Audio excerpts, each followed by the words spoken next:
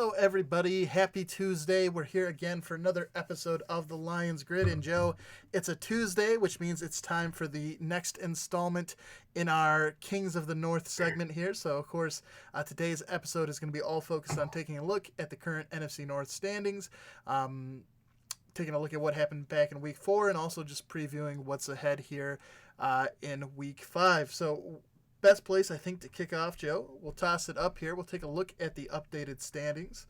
So you can see, still in first place in the NFC North, you do have the Green Bay Packers at 3-1-0. The Bears did beat the Vikings on Sunday, so they are currently in second place at 3-1-0. The Lions with the loss to the Chiefs just below the Bears and the Packers there with a .625 win percentage. And then currently in fourth place, we do have the Minnesota Vikings, who are sitting 2-2, undefeated at home, but without a win so far when they're playing away. You can see there three of the teams are now on a one-game losing streak. Only the Chicago Bears currently with a 3-game winning streak. And Joe, obviously this past weekend we had the Bears and the Vikings square off, so that's an NFC North matchup. As we discussed yesterday, the Lions looked good, even though they didn't get the win against Kansas City, who's a very tough opponent. And then the Packers on Thursday night, you were able to pick up the first Thursday night football pick'em victory by going with the Eagles.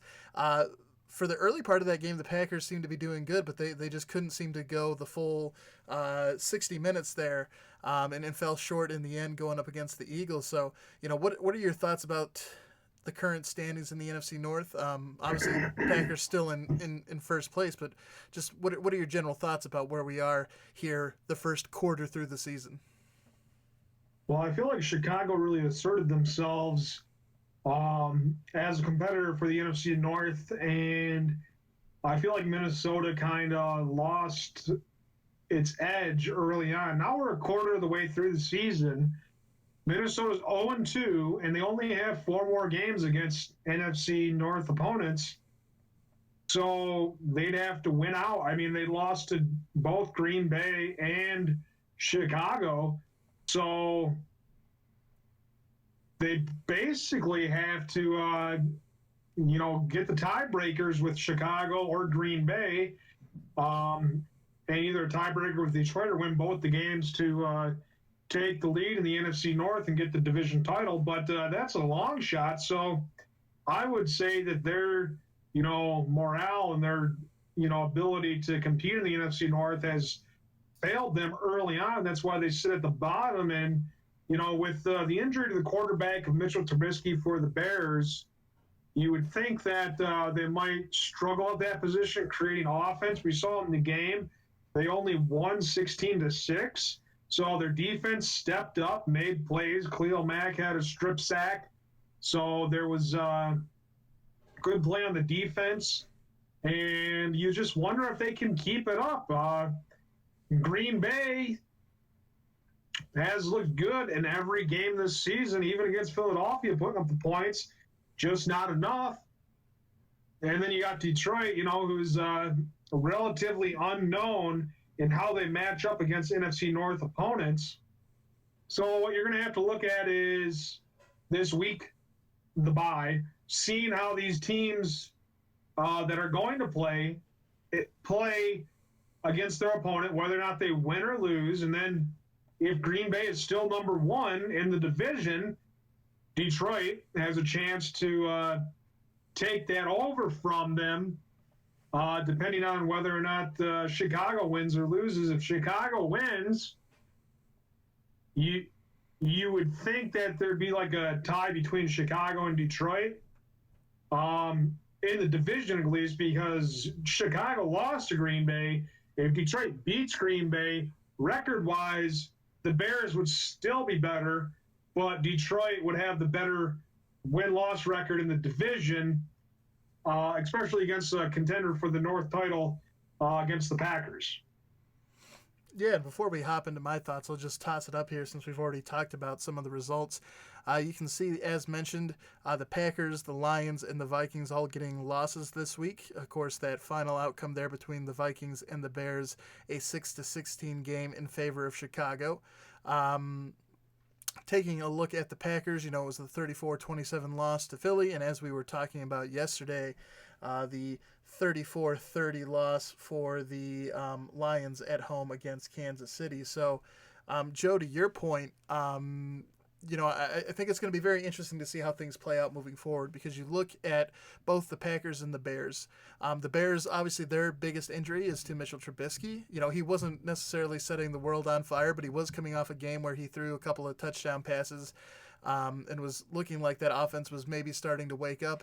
He went down early in that game with a shoulder injury. As far as I know, I think he's listed as like day-to-day at the moment. I don't think they're not planning on shutting him down or having him undergo surgery or anything like that. So as of the moment, it looks like Mitchell Trubisky will be back under center at some point for the Bears. With the Packers, they did get rather dinged up in that game against the Eagles. Devontae Adams, who was having a very nice game, ended up leaving that game, and it looks like he might be gone for a couple of weeks. Both of their tackles also getting beaten up, and it's we talked about it. The Lions are kind of fortunate, even though it's going to require them to have 12 consecutive games.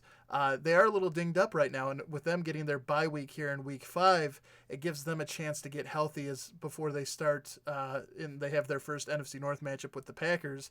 Gives them a little chance to get healthy because you see with these top 3 teams, all of them are currently dealing with injuries in some facet. So the healthiest team, I think, is the Vikings. They, as far as I've seen, they don't have many injuries, but they're, interestingly enough, there is I've heard some rumblings out of Minnesota from ESPN and things like that currently there might be some unrest with the team. I believe Adam Thielen is upset with the play of Kirk Cousins at quarterback.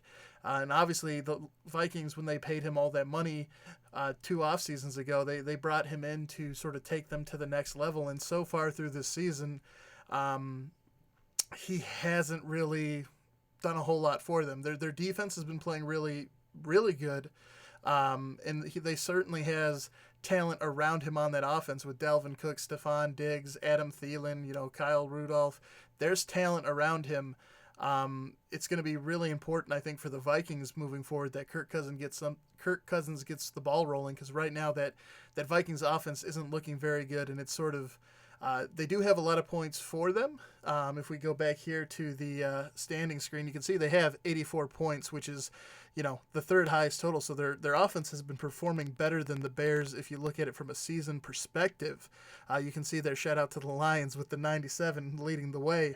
But a lot of that was them capitalizing on mistakes their defense was forcing, the turnovers. So in terms of just pure offensive production, it's really Dalvin Cook leading the way for the Vikings, and Kirk Cousins certainly seems to need to step his game up here. Go ahead. I'm not much of a fan of the Vikings. It's good to see the Bears do well.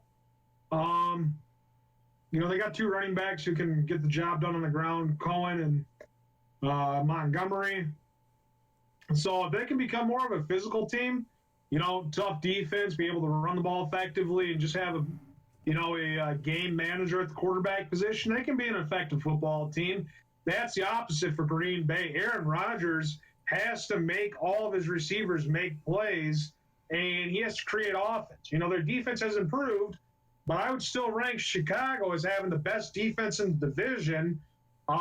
They just got beat on one drive in the opening night of football, and tough to tell anything from that game because, there's so much going on with the first kickoff game of the season. So what I would think is that Chicago just needs to play good defense, run the ball effectively, have a game manager, and they'll be right there in position to fight for the NFC North title. It'll be interesting to see how Detroit matches up against Chicago, but we won't have to talk about that till November. So, what we can really tell about the Detroit Lions in the NFC North is coming up in the next 3 weeks. I think they play both Minnesota and Green Bay relatively soon. So going to have to play well in the division for the Lions to step up and take first place. Yeah, certainly the opportunity. And to your point, Joe, I'll toss it up here just again so it's up there so everyone can see.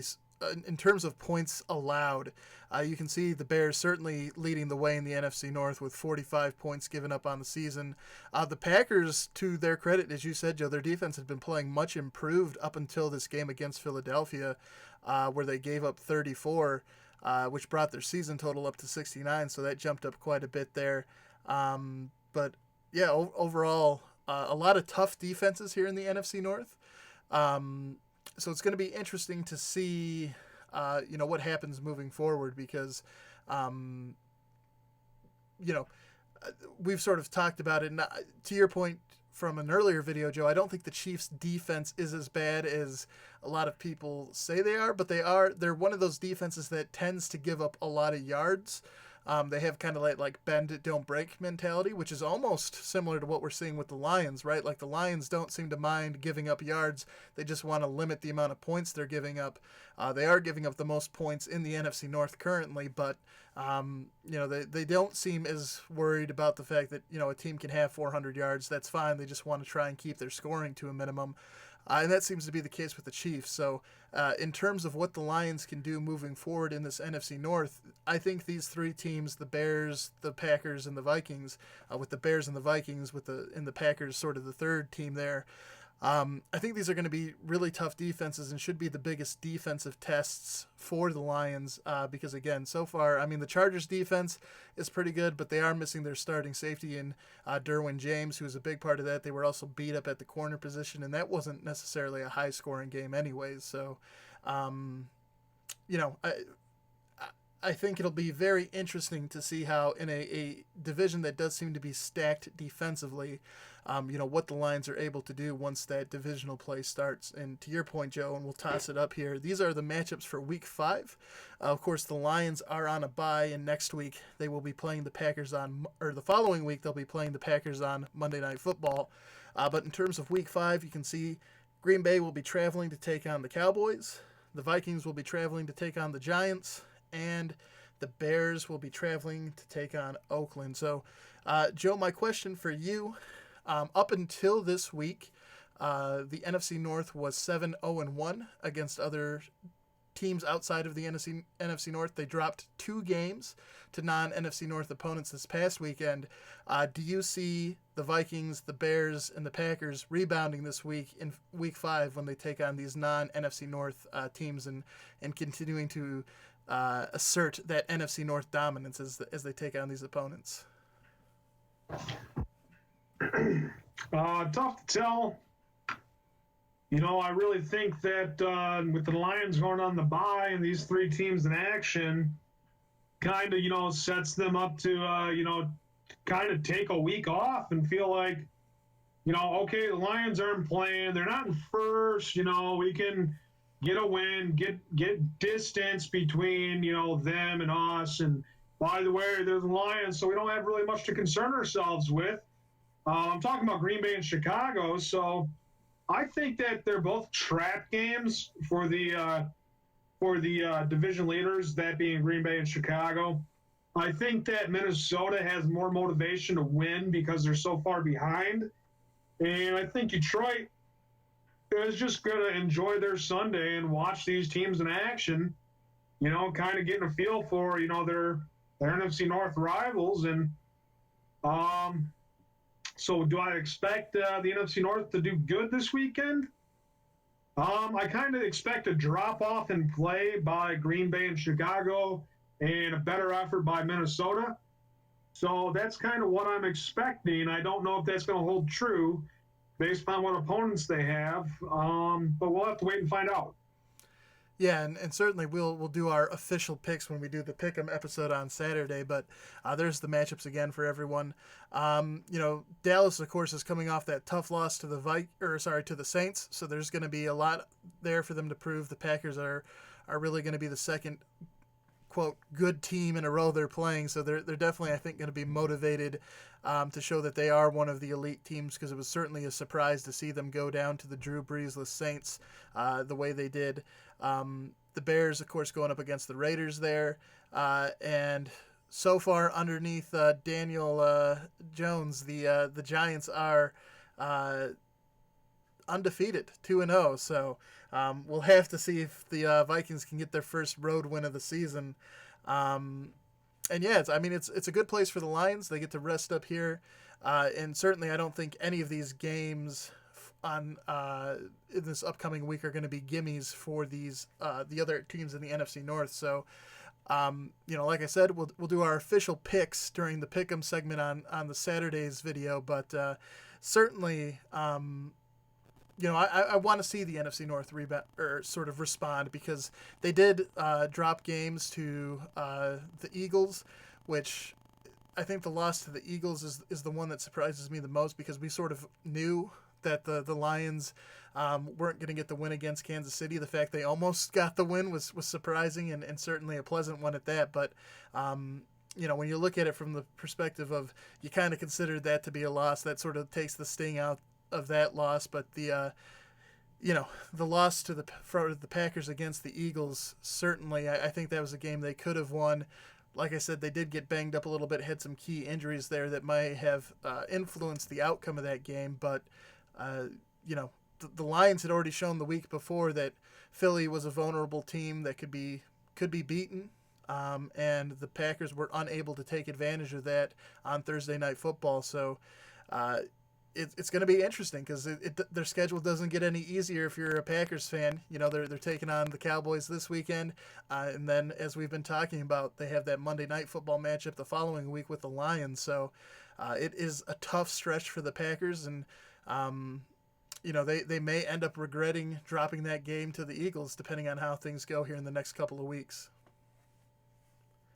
Yeah, I think the Packers are set up for a tougher game here against Dallas. And, when you look at the Chicago Bears, Khalil Mack's playing against the Raiders, but the Raiders are saying, hey, some of us were still here when you were on our team. And, we kind of look at you like, we look at Antonio Brown, superstar, defensive player of the year, big name. We traded him for some draft picks.